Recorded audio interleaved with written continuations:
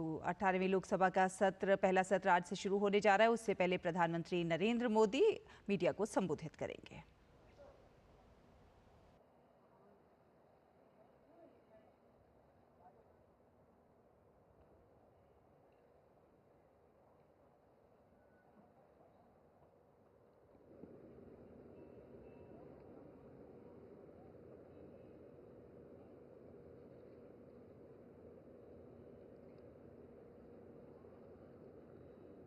साथियों, संसदीय लोकतंत्र में आज का दिवस गौरवमय है। यह वैभव का दिन है। आजादी के बाद पहली बार हमारी अपनी नई संसद में ये शपथ समारोह हो रहा है। अब तक ये प्रक्रिया पुराने सदन में हुआ करती थी।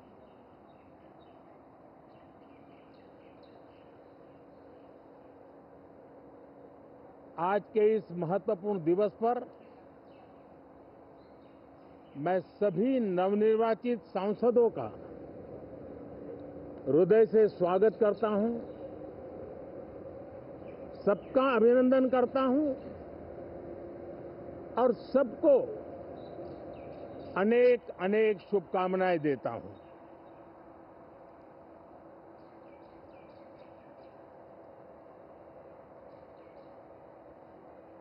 संसद का ये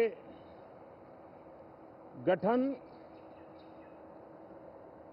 भारत के सामान्य मानवीय के संकल्पों की पूर्ति का है।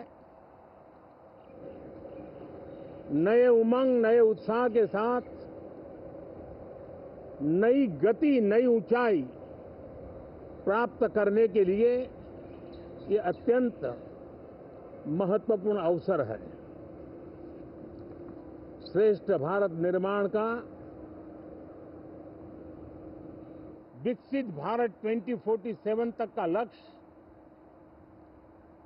ये सारे सपने लेकर के, ये सारे संकल्प लेकर के आज 18वीं लोकसभा का प्रारंभ हो रहा है।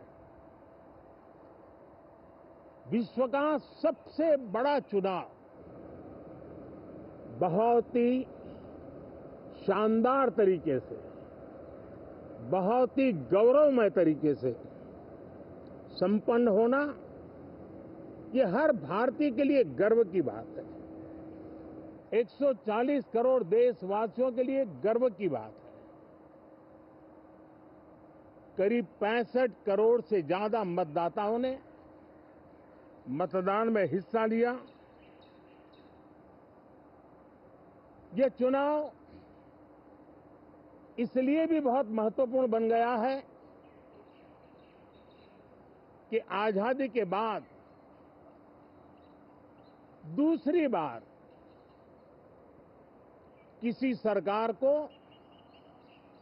लगातार तीसरी बार सेवा करने के लिए देश की जनता ने अवसर दिया है और यह अवसर 60 साल के बाद आया है। ये अपने आप में बहुत बड़ी गौरवपूर्ण घटना है। साथियों, जब देश की जनता ने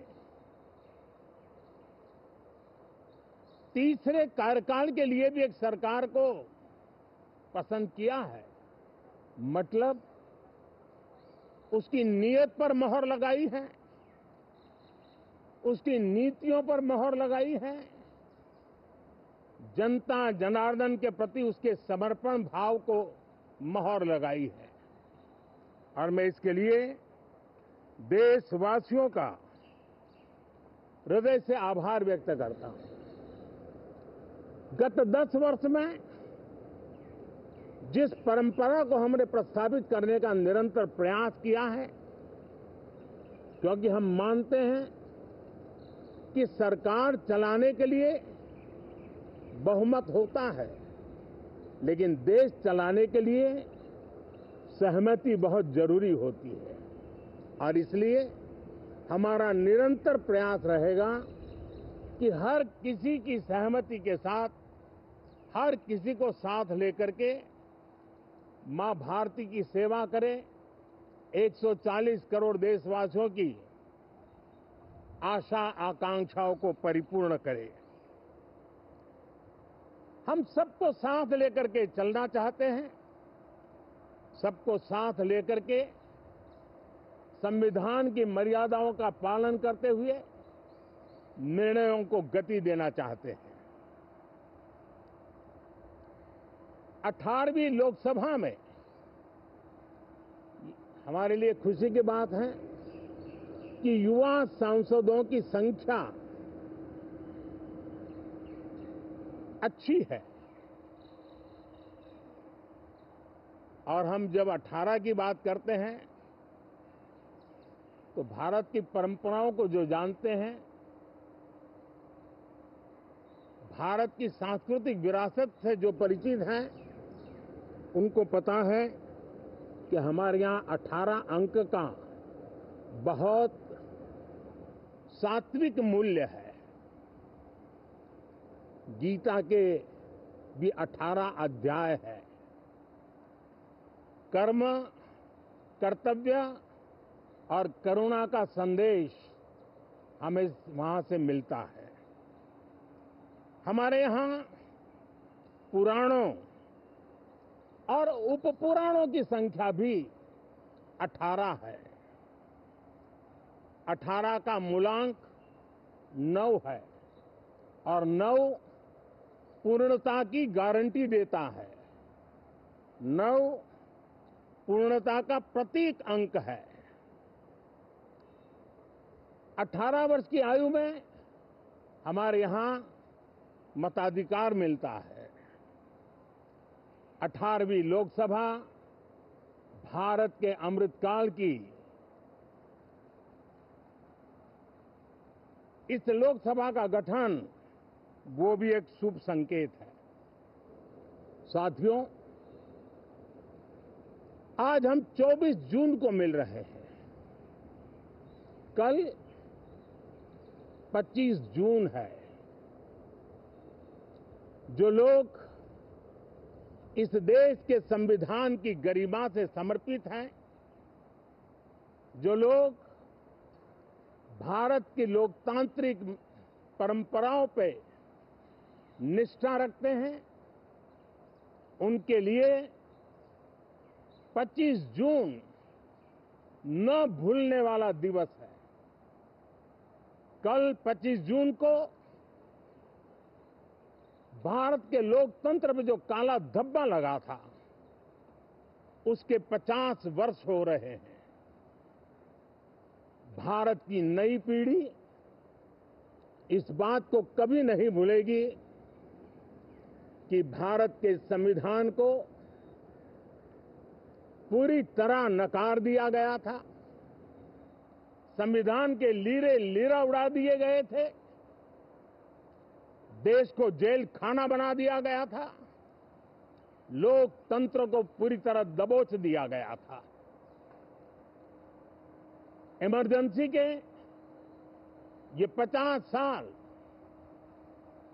इस संकल्प के हैं कि हम गौरव के साथ हमारे संविधान की रक्षा करते हुए भारत के लोकतंत्र, लोकतांत्रिक परंपराओं की रक्षा करते हुए देशवासी संकल्प लेंगे कि भारत में फिर कभी कोई ऐसी हिम्मत नहीं करेगा जो 50 साल पहले की गई थी और लोकतंत्र पे काला धब्बा लगा दिया गया था।